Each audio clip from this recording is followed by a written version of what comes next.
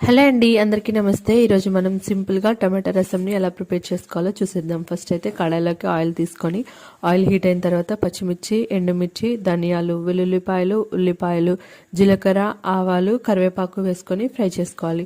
ఆ తర్వాత టమాటో, చింతపండు వేసుకొని టమాటాస్ అన్ని మగ్గేంత వరకు మీడియం ఫ్లేమ్లోనే ఫ్రై చేసుకోవాలి.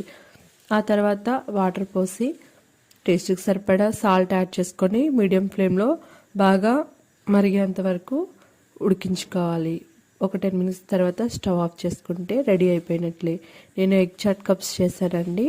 ఒకసారి సెట్ చేసి చూడండి. నచ్చితే లైక్ చేసి మన ఛానల్ని సబ్స్క్రైబ్ చేసుకోండి. Thanks for watching.